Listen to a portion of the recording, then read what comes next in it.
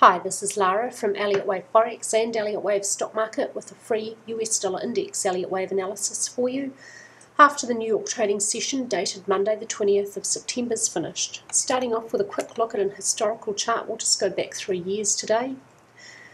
This is the end of a cycle degree wave B and the start of the cycle degree wave C, and this whole structure at cycle degree is an expanded flat correction.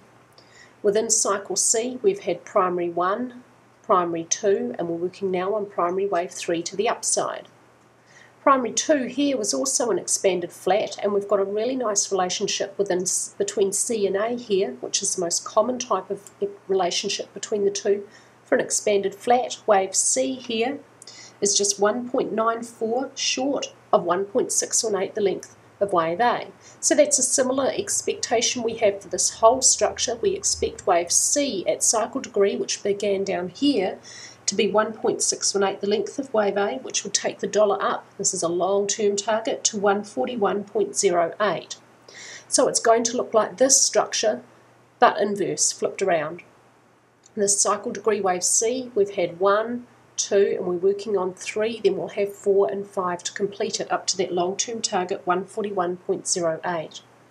I have 2 wave counts for you for this piece of movement here. One wave count says that intermediate wave 2 was over at this point, and the other says that it's just wave A of intermediate 2 that was over here.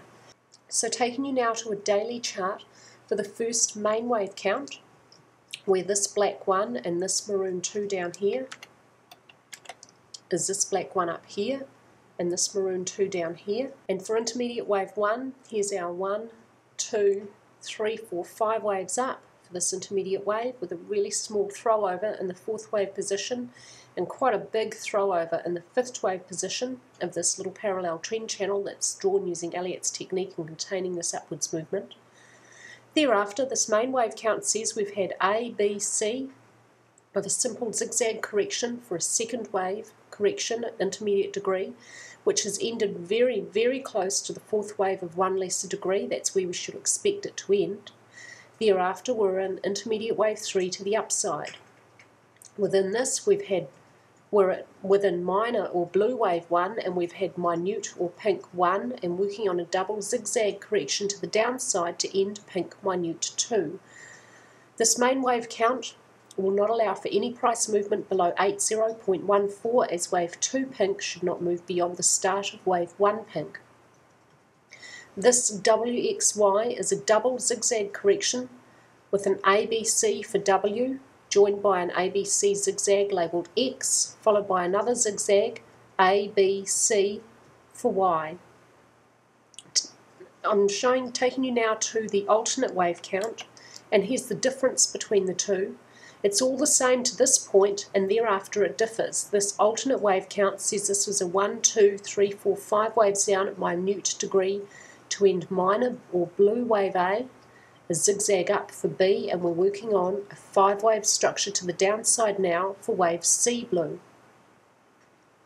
So far we've had a 1, 2, and should be in the middle of a 3rd wave to the downside. If this alternate wave count is correct, when this little sideways piece of movement, which is probably a triangle, when that finishes, price should move very, very strongly downwards.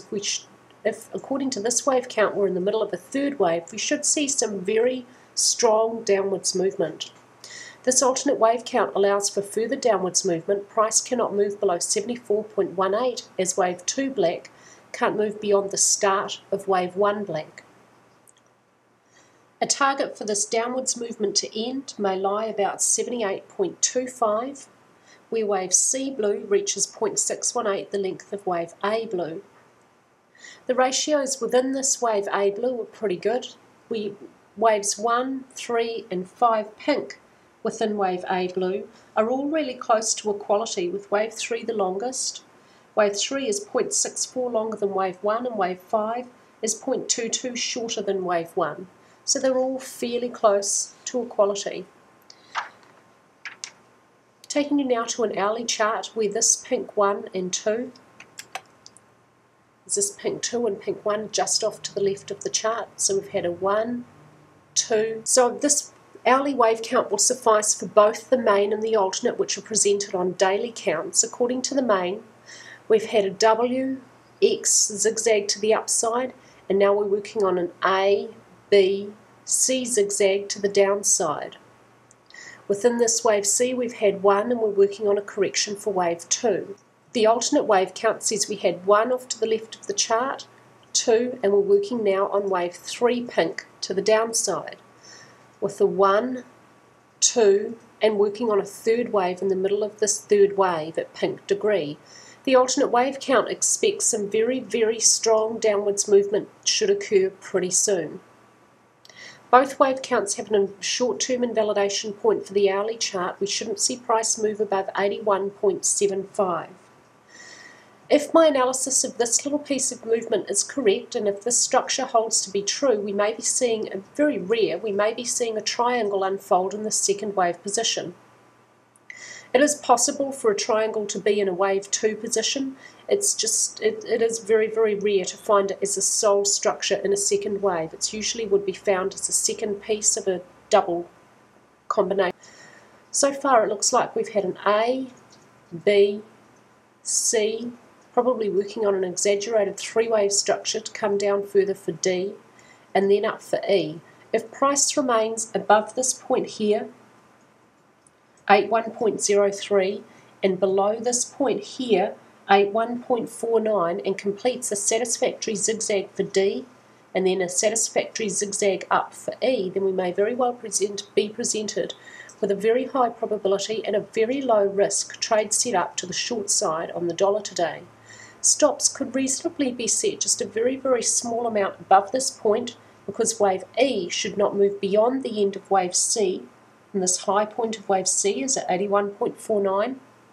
It's also fairly likely that upwards movement for wave E will slightly overshoot this AC trend line, and if we see that occurring and price stays below 81.49, then it's highly likely that it should turn around and shoot out really strongly to the downside and move at least the same amount as the widest part of the triangle. But because we're moving into a third wave to the downside, it's highly likely that it could be a lot longer than that if this wave count is correct. But it would be a very, very low risk trade setup anyway.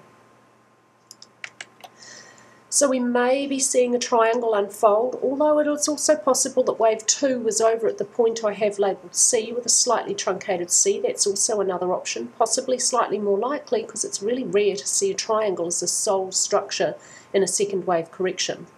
Either way, when whatever it is over, that's a correction, and as soon as it's over we should see some further strong downwards movement from the dollar to complete this correction, whether it be a double zigzag or a second wave. That's all for me with your dollar analysis, and I hope everyone has had a fantastic weekend.